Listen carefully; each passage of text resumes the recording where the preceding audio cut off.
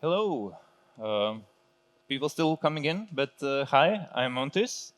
And I'm going to give a talk about wide coding principles and how and if they do work for production or enterprise scenarios.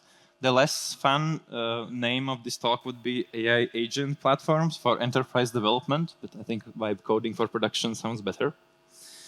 So I'm Muntis. I'm from Latvia, actually. And I'm part of a team called Emergent AI Lab, where we focus on trying to figure out and prove the feasibility of products and projects related to AI and machine learning and data use in general. So I'm mostly into figuring out if new technology is usable for certain use cases or for our customers and things like that. I have my LinkedIn account there. I'm going to share the presentation. So if you're taking photos or anything, you will probably see the presentation available in LinkedIn in some form in a week or so. So it's going to be there as well. So I'll walk through the agenda. So first, I'm assuming everyone in this room has at least heard about the term vibe coding, but I'm going to quickly cover that as well. And then I'm going to go deeper into the agentic coding platforms and kind of what I mean with this term, and actually the current development during for the practices and methodologies that we see evolving in this space. So this is a very rapidly evolving thing. This presentation will likely be outdated in half a year's time, for sure. And then I'm going to give you some of my insights and experience from what I think currently at the moment is a good approach to try to push these platforms to the limits and do kind of AI first approach where we try to utilize the strengths of these platforms while combining them with more traditional software development lifecycle things and share our experience. And then in general, some closing thoughts where I think all of this is going and where we will be in a year or two. Okay, so what is vibe coding? Kind of umbrella term at the moment, used for a lot of things, but initially this was proposed by Andrej Karpathy. If you don't know what Andrej Karpathy is, he's one of the original founders and developers around some of the stuff that OpenAI did, and then a bunch of things more. But in short, vibe coding, at least in its initial meaning, and this is the tweet that he coined the term, and it's stuck, right? It's there. And what it is essentially a way of using these platforms that are able to write some of the code and develop solutions, and really rely on AI doing a good job for it. So we're giving it bigger and bigger tasks. If we started off with simple line completion and even just having some IntelliSense, right? We moved to having small functions or small tasks, and now it's like refactor this page or change the layout completely, and it will mess up your code, and hopefully it will come up better. But already in the original kind of proposition of the term, a lot of hints about knowing the weaknesses of it as well. Giving it AI larger tasks with little or no reviewing oftentimes leads to horrible code.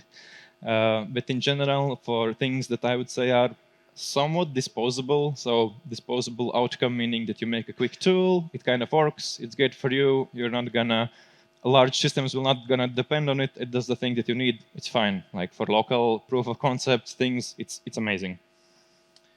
So now I want for you to raise a hand if you've used any of the vibe coding or AI platform tools, copilots, cursors, Lovable, Replits, Bolts, all of this stuff. Anyone has tried any of that? Played around with it?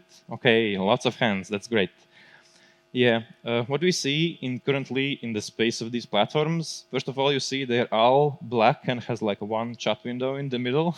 So there's a clear trend on how they work. But more on the tools side as well. I see this a bit more as a spectrum. Initially, for me, I would call the vibe coding the things that are more on the right?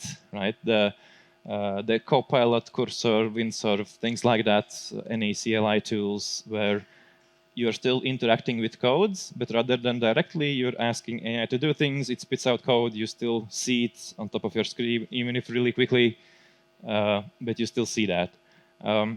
But then for these platforms, they lean more towards, some of them lean more towards having a full developer experience inside of the platform. So take care about hosting database DevOps things for you oftentimes, like Replit or Bolt or Blackbox and Bubble, I think, as well.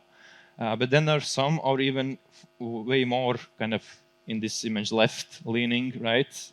I think Lovable is at the end of that spectrum, and I'm going to use this in a bunch of examples because I have some first-hand experience with that, where it's almost like the coding and engineering things are intentionally hidden. And for some things, this is great, and for some things, it's less than great. But the platform allows for you to do things like develop me a tool that's a dashboard for this CRM application, blah, blah, blah, give it a bunch of descriptions, and it will spit out a beautiful page that you can actually click through and some things actually work, and you can go iteration, and you get to the good results. And behind the scenes, it's still running Claude and doing all the planning, but its core use base is probably more like a product vision person or a product owner, something like that, rather than a developer doing this task. So it's even hiding the code by default. You can click to open it, but it's not showing it to you that. So it promises a lot of dreams. I think the technology is not quite there yet, but it's still super useful. Because the dream, of course, is something more like on the left side. Build an application in a week or over a weekend in a hackathon or something like that. Sell it for $1 million or get 10,000 a month or something like that. That's the dream, right? Spend very little time and get some great outputs. Well, the reality is a little bit different. The reality looks more like on the right side, where it starts out great when things are small, easy, fit into the context of an LLM model. The things are actually quite working, right? There's not too much things that are going bad, but the more and more edits and fixes you add on top of it, it kind of gets worse and worse to some level. Still manageable in the middle, but at some point you realize that there are so much, like with every line of code that you're probably generating some depth, right? If it's not perfect on the first try. And this is the kind of key difference between enterprise-grade software and quick prototypes, where you realize that you're going to have to maintain it. So without even seeing the code, the realization probably comes quite late. So I think we need more vibe engineering than we need vibe coding. I think using AI tools to speed up things is amazing. I cannot imagine working other way anymore at all, but we need some guardrails for this. And then if you're actually looking at the dream to have a like prompt to an app and sell it, if you're actually in any of these platforms, they have like typically like a partner or a launched link or something like that. And if you look, that's what's launched directly in the platform. These are mostly still perfectly usable and nice, but these are mostly small, self-contained one or couple page applications. Right? This is great for portfolio page where it's just mostly UI. Lovable is one of the better ones that do beautiful UI. Small apps, especially ones that are seen a lot, right? We have hundreds of thousands of to-do and focus apps and things like that in the market. So creating your own spin, which has that very little niche thing that you exactly need, it's great. It's going to work out great because it's seen it hundreds of times. So niche specialized variants of applications, great. But if you're following the people actually building these in some forums, let's say Reddit or something like that, you're going to see that the question of, okay, everything broke, how do I move to Cursor, or how to use Cursor, or how to read code? It's a common next step, and most of these applications, I still think it's great to start with some initial ideas, but you move out to more proper engineering practices eventually if you want to scale the things. But not everything's bad. So what works nice out of the box, and what of it doesn't, or in contrast of it doesn't?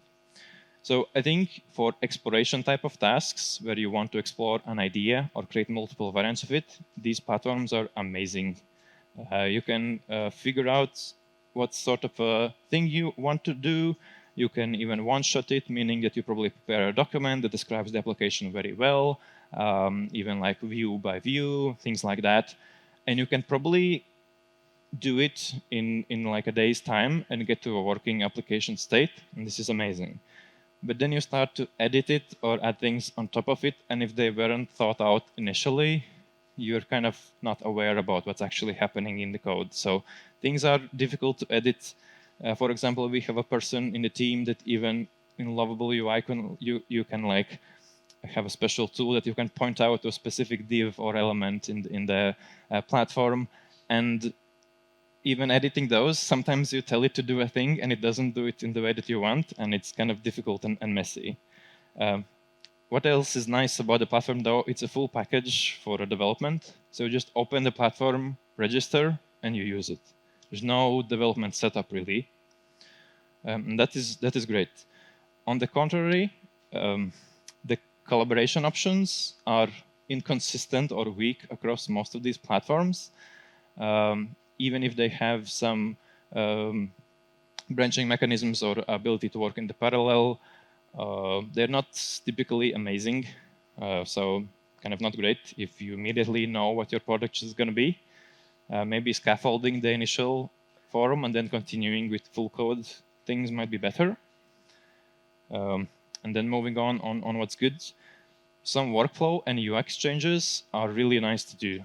If you want to try out, sit down with your client, you build an app, you show something, now it says, well, no, this thing should actually be a model window. It's literally one prompt to move things to the model window, click it and show it, and you can test out and this way get iterations by sitting down with whoever you're building the application for really, really quickly. Previously, you maybe had to go home, build a new Figma page or Mira or whatever tool you're using to have wireframes or this, but this will give you a high fidelity forms right away. And if the application was already working, it will likely still work. So that's amazing for that. And I think it's in generally great for what I would call like flat and wide applications. So many screens, each of the screens has more or less the create, read, update, delete operations, very visible, some sort of an edit, maybe with a drag and drop. These are great because everything is very modular, so the code is more likely to pick up correctly by the LLM when it's doing the edits and everything. But as long as the things are local, it's great.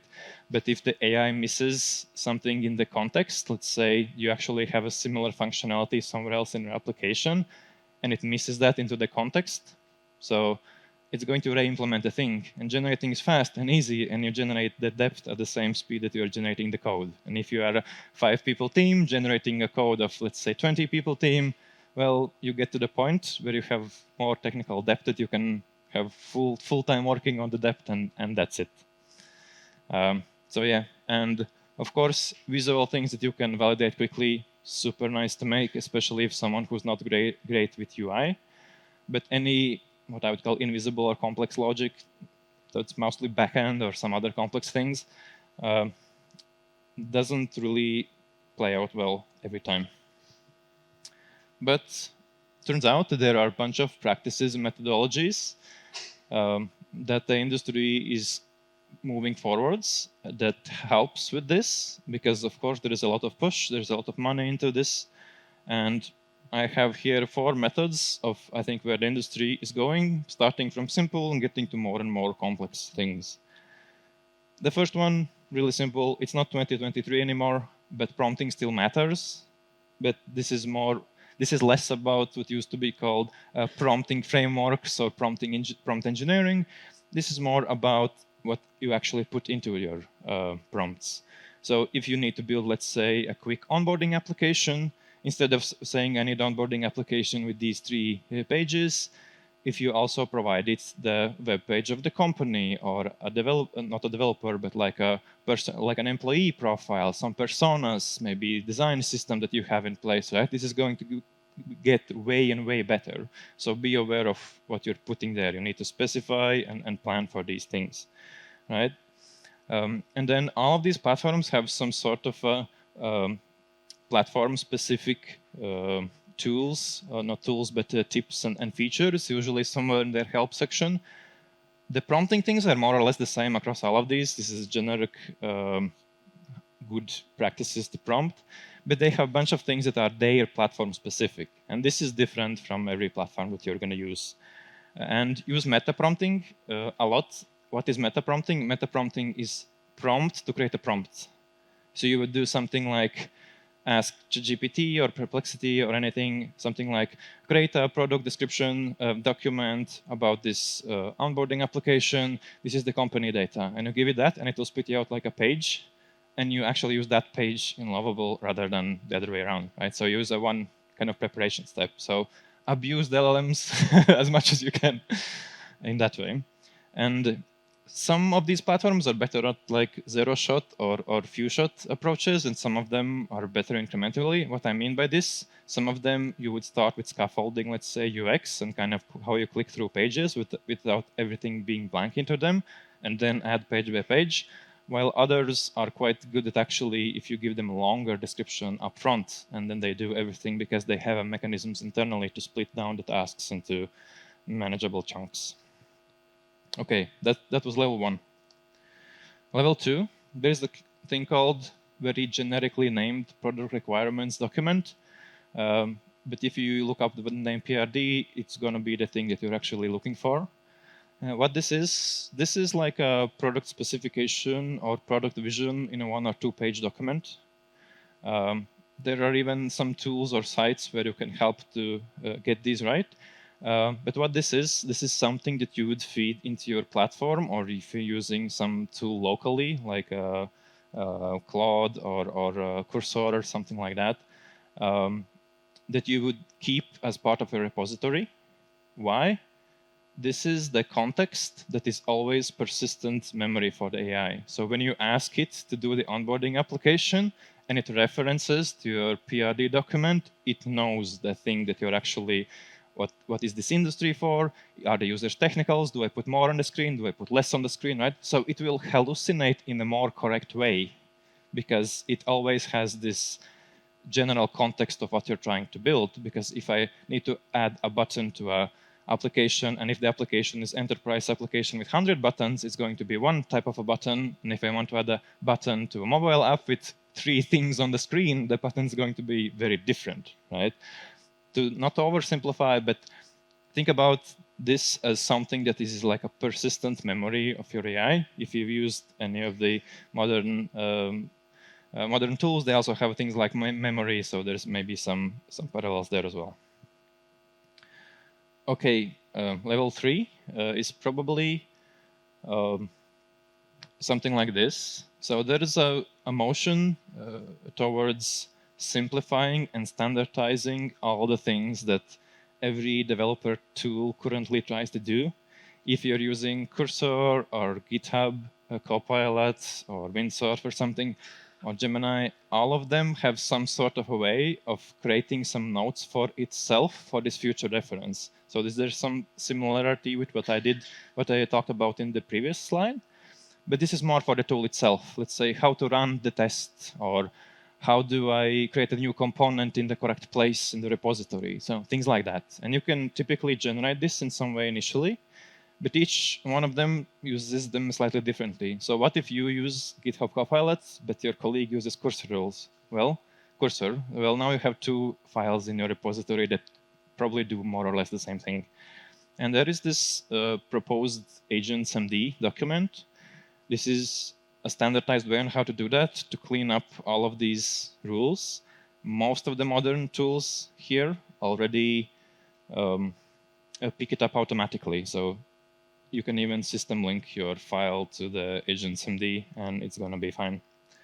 And what it is, this is like a README for agents. What's the difference from README for a human and for an agent? Well, the README for the agent will more likely have more explicit things like run this command to run tests, or run linter, or have a pre-commit hook, or anything like that, right?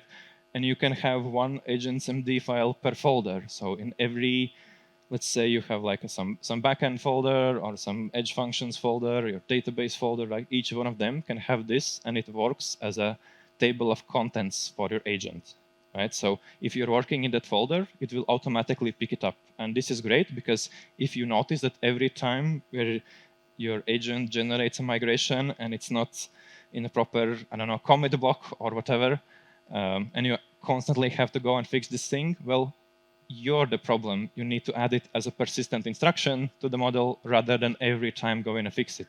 And over time, you're going to get more and more robust of instructions, and the LLM will generally get better and better. Hopefully without downgrading, because it has too much to remember all the time.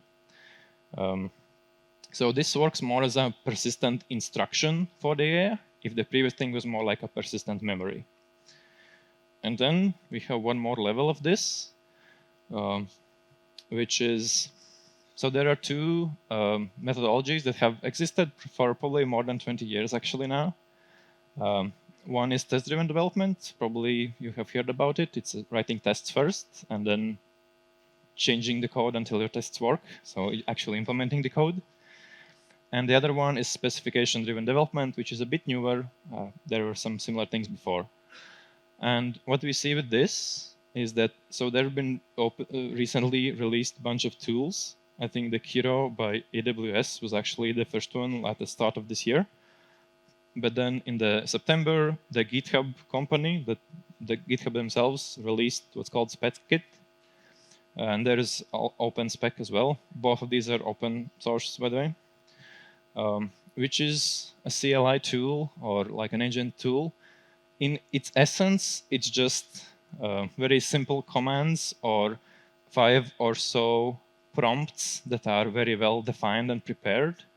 But what these offer to you are, they are offering you a systematic way to break down the tasks or the vision down to the tasks level to implement by following architecture and plan. So how this plays out is you take the PRD document that we created 2 slides ago, you feed it into this as the initial specification, and it goes through long checklists of development things that it needs to do to how to break this down, and it will start with that. And then you will ask it to implement a specific feature, right? So you will start by doing this like constitution document, which is this consistent, this is my tech stack, these are the things that you shouldn't break, these are the things you shouldn't touch, these are the technology choices or reasons you made it, so it will not try to go over those. And then you will give it specification, and it will break it down into the implementation plan. If you used Claude or some of these platforms, you've noticed that some of the models try to do something similar on their own. You ask it to do a feature, it will give you like 2 pages of the documents and essentially create a to-do list. Even in the GitHub Copilot, it even shows up as a to-do tool in the, like not an MCP, but just a tool use, right? So it has some notion of that it needs to bring things down. Like this is one of the human intelligence core concepts, that humans are capable of breaking down large things into the more manageable things and features, right? And this is attempt like opinionated way on how to do it, where you give it specification, it breaks it down. So you start with the specify command, or sorry, you start with this constitution command, which are these core principles on what technology and things that you're going to use. You then ask it to specify, let's say, a feature that you're trying to do, and it will mark down the places where some things are not clear, and you can run even like a clarify command in SpecKit, where you will get, it will ask you, okay, so I'm missing details on how to implement this thing. Should it be A, B, or C, or other? And it will kind of guide you through this questionnaire almost, where it asks you the questions and you just answer. And it constantly goes back into the specification and into the documentation, or even one level up to the constitution to update these. So you, at the end, have a very robust architecture plan for how to do a thing. And then you do the tasks command, where it takes a chunk of your architecture document and it breaks it down to the tasks level. So it will create a longer to-do list, and it also back references to the plan and back to the specification. So the idea here is that this is a structured way on how to break down things, and all of these live as markdown files in a repository. And you can go it this way, and in the end you will have a list of small tasks that you can do, or you can ask your agent to do. right? The tasks are already to the level that the AI is quite good at implementing this. So you are becoming more as a architect or a builder that goes through in great detail through this specification to actually get to the thing that you want. So you're very, so it's the AI. It's very clearly that AI is going to get the things right compared to you. If you are missing some details, it might leave up some things for imagination equals hallucination, right, for the LLMs. So this is possibly the biggest thing that might lead to bigger applications being viable with using the vibe coding experience. I've used this in a couple of last projects, and it's quite great, but I want to build something even bigger. So I'm going to share our experience. So I've been working on a couple of projects where we're implementing some of this quick iteration approach with some of these AI platforms. And we've kind of are starting to notice the trends. And I mentioned some of these things already. So this is for a grassroots project where you're starting from scratch and you want to utilize these AI platforms or tools as much as possible to hopefully have a better productivity or velocity or just try out more things in the same time. And it goes something like this. So you probably start with initially creating out this equivalent of product requirements documentation, so like a vision document for the thing that you're trying to do. This is probably still a task for your client's subject matter expert and let's say a business analyst or someone who has a general understanding. So you understand the core concept of the product you're trying to build. And then the next step is immediately moving towards functional prototyping. You essentially feed this document that you just created into a platform like Lovable. You will see the application being created, and you can really quickly, as I mentioned before, even sitting next to your client, kind of go through, okay, it should be like this, should be like that. Because what you will notice is that clients are very unaware on how much inherent knowledge they have about their industry, right? You're a developer, you're like, okay, I need to make this drop down, so I have these tasks, and you're like, no, we call these jobs because in this industry it's jobs, right? And you will have to have many iterations with small details like this, but if you can iterate on the spot and quickly change things around or reorder, like it's very amazing how fast you can move with this. And you can iterate this and go through multiple iterations up to a point where you actually create and fine-tune this product requirements documentation again and again and again. And then you can open 5 windows of Lovable and one-shot your application and pick the best parts of each and create the 6th version where it's already more and more correct, right? Because there's still some information left for the LLMs to hallucinate. So this is actually great because it enforces to kind of wider thinking sometimes. And once you kind of know what you want to do, and you've gone through a couple of cycles like this, and you're pretty sure that this thing looks all right, you then want to actually pick the tech stack and Git. So previously, this was whatever you're building. You might be limited by your client to do Java for this application. Doesn't matter. Do it in Lovable. Lovable, that's Supabase plus React, right? Only now you move to the point where you actually pick and stabilize your tech stack, and you need to evaluate essentially if your prototype is good enough or you're kind of starting from scratch one final time to do things correct. And this is the point where you probably move from your product requirements specific document to the actual specification, as we talked before.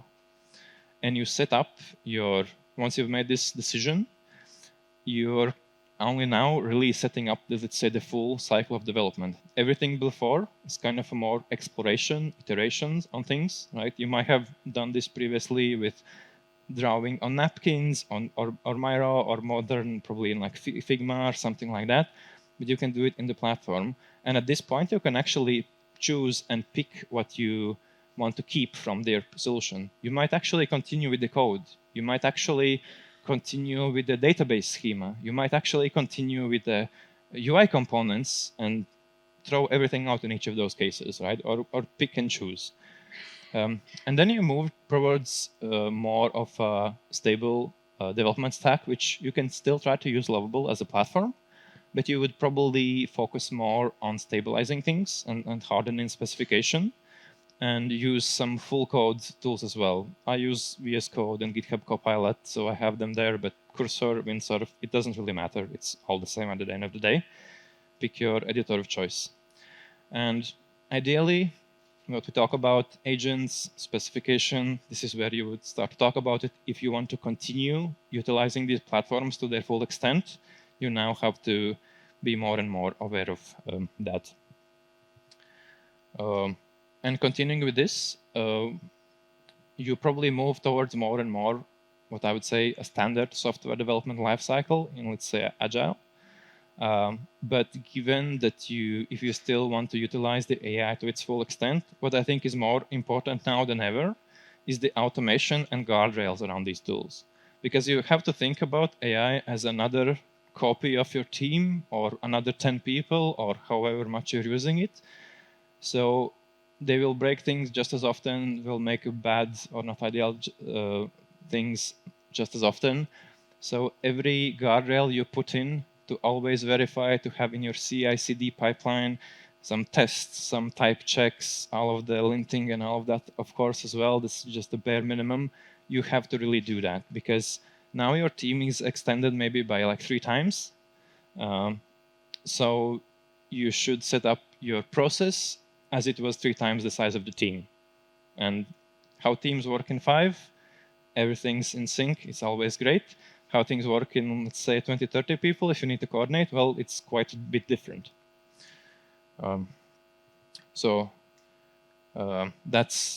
That's our proposed and used approach. Again, might change as these platforms get better. And then some thoughts, or more exactly the description on what we've been doing. So you kind of use the approach that I just showed. Essentially a development platform plus the full code work as well, where we utilize, essentially we're doing more and more, let's say, front-end changes in the platform, but more and more logic changes actually get done into the full code. And we actually have a new thing in the team. It used to be, is this user story a front-end or back-end thing? Now it's more like there's a complexity metric. If the feature is of low complexity, it maybe doesn't matter if it's front and back end too much, because if it's a known thing, like we need to add a new data field to this thing, it's probably 1 column alter, 1 new field in the thing, right? The platform is going to get it done correct almost 100% of the time. But if the feature is invisible or it's crucial to get it right, if you're moving to get into the more enterprise things where security or performance might be important, you might want to use full code. So it's not necessarily front end, back end. It's more of a complexity thing. And over time, you will get a better hunch of what these platforms can do. And again, there are also some process adaptations, kind of comparing to typical Agile teams as well. For example, if you have low complexity feature like this, you might not even completely refine it and have all the requirements. You might just do it in the platform, just implement. If you have a higher complexity thing, you might do it in the full code, but you could also just discuss with team or with another AI platform a plan on how to actually build the thing and do the plan. And whether at the end you use the plan to kind of more manually in full code generate the thing that you need, or you actually want to still pass it to the platform because it ends up being, let's say, medium complexity thing, that is also perfectly fine. But now this step of discussing the technical plans becomes more and more important. And if you notice, this is pretty much what the specification-driven thing did as well.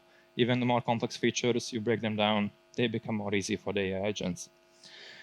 We've been experimenting a little bit with doing things, let's say, database or backend endpoints first, and then doing the UI with the platform, because then it has like rigid rails or something that it needs to follow on.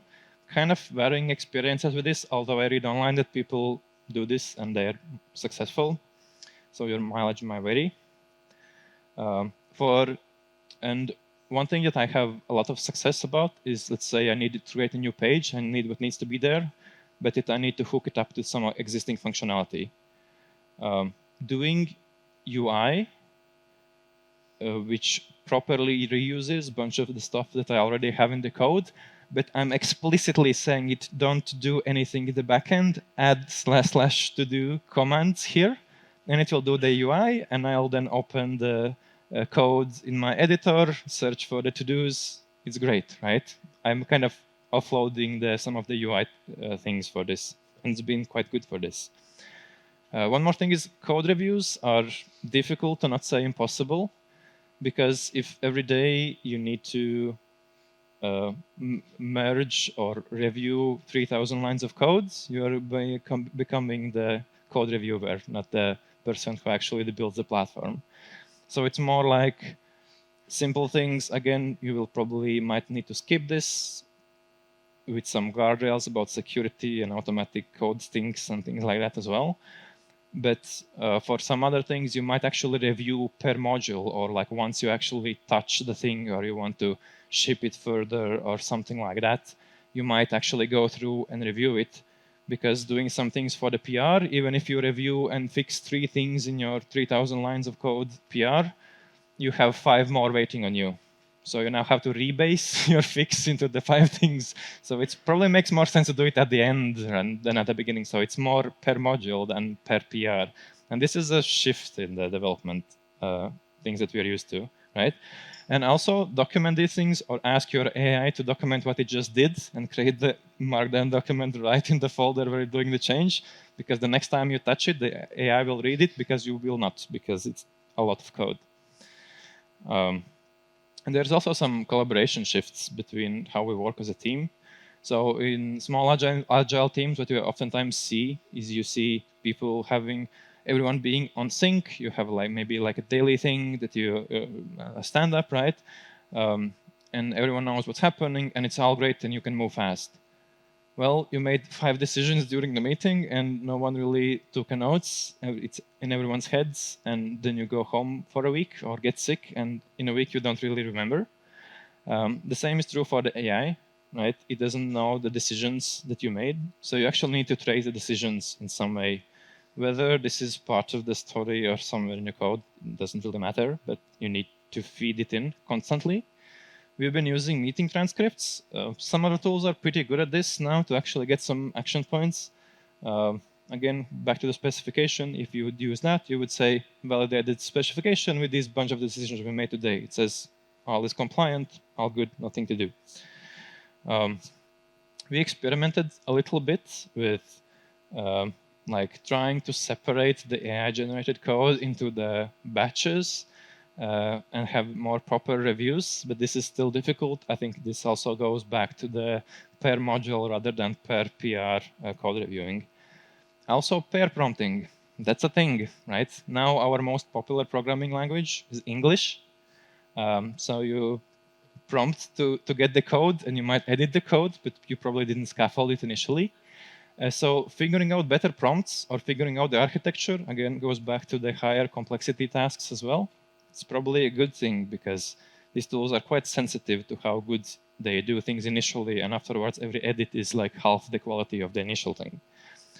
And yeah, treat your AI as a more junior developer, or maybe 10 or 20, depending on how much you vibe. Because you need clear, detailed instructions with very limited scope. And if you would give a good reference examples to, let's say, your team of junior developers, and go out for a week and then come back, and what it created. Well, this is essentially what's happening when you do a prompt, right? Because the amount of code it generates is probably more or less equivalent to what I just said. So think about it like that. And also learn Git. Like, if you're just doing push-pull checkout, it's not enough. You're going to need rebase. It's going to be your first thing you do every time, because, or before every merge, because the code is rapidly coming more and more from these platforms. So be well aware of that. More complex workflows of cherry picking and rebasing will be the new day thing. And then some closing thoughts. about where I think this is going.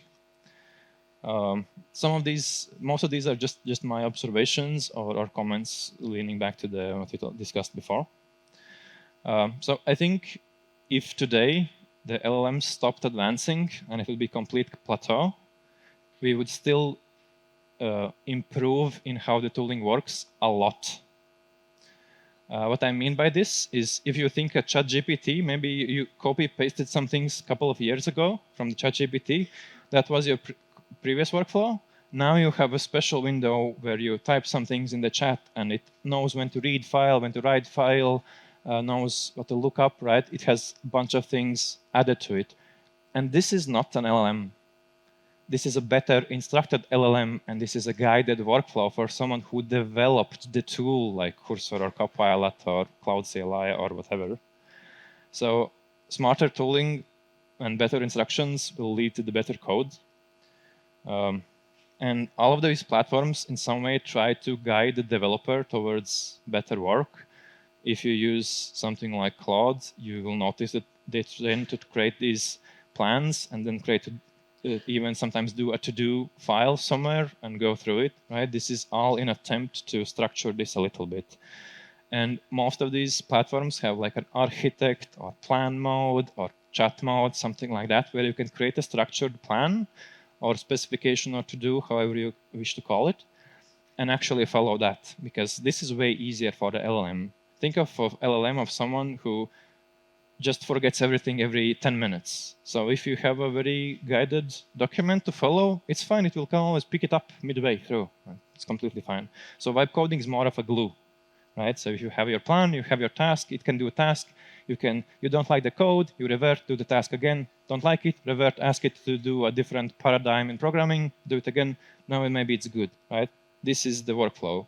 This is how you're reviewing the code rather than going back into the small edits. So learning what's good, the architecture and code patterns is probably the most important skill currently. It's not about writing lines of specific language. It's more about these patterns, because we are less and less typing out the code manually and more generating it in the very near future and already. So yeah, specification is still to some level a king, and this is quite different from Agile. From a lot of Agile, where you try to talk things through. Now we're back to kind of a little bit more waterfall, where we need to specify things up front. And why? Because, well, the AI needs it. So planning and having notes for the things that you're trying to do are essential. Again, a bunch of tools for that as well. In the near future, I believe frameworks having specialized AI variants or specific agents that are designed to work in special framework will be a thing. I will not be surprised if a new web framework version comes out where it's like, oh, and we are also providing you this agent like Lovable or Bolt or whatever, which writes this code, and we fed it all of its documentation, and it actually read it instead of like you maybe skimmed through the newest changes, right? So it will. Who else knows how to use the frameworks correctly than the developers of the frameworks? So they will be the ones that are actually able to instruct the AI in such a way that it creates the best possible code, right? So agentic tooling is also vastly superior to explicit specific LLM provider. Who has the best model is more to opinion than to the actual performance at the moment, with very marginal gains, right? And switching between an OpenAI or Perplexity or Gemini is like 2 clicks in most of these platforms. So you open the model dropdown and pick another model that's maybe cheaper or faster or whatever, and that's it. So flame wars about if something is a bit better than other ones are unnecessary. And yeah, there's going to be some developer experience shift as well. I think for now, the more experienced developers or the more generalist developers are bigger gainers of these systems, because they know how the pipeline should look, how the backend should look, how maybe the front end or database should look.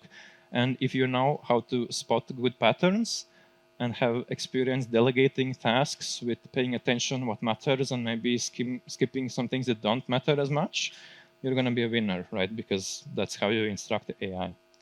And quality is oftentimes linked to good patterns. So the AI is good at copying the code style.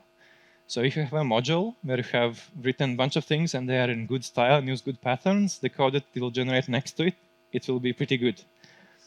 If you don't have that and you didn't check it or reviewed it previously, well, it's going to continue to use the bad things that it did initially. The architecture for like bigger features is also vastly different, but this is probably true since the LLMs came out. It's not agent tool specific. You previously maybe made a version of how you want to build things, have a peer review, have a feedback loop, maybe do some adjustments, do it again, and then move to the implementation. Well, now we essentially have both of those things in the first step because the AI will likely do the first review for you. You're going to review that one, go a couple of iterations, then do an actual peer review maybe with your colleagues, or maybe even skip that, but you are more likely to get things correct the first time around just because it's easy to generate more ideas. And one more thing that's very visible is like the ownership thing. Like people generate code, it's easy to click accept all, commit, great.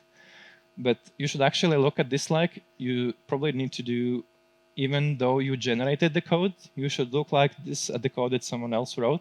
So given that you have less attachment to the code, you need to be more critical about the things. Let's say you developed a feature that's really nice, and somewhere at the end, after spending like almost a week of working a specific feature, you realize, well, if I use this other pattern, maybe it would be slightly better to extend it into the future.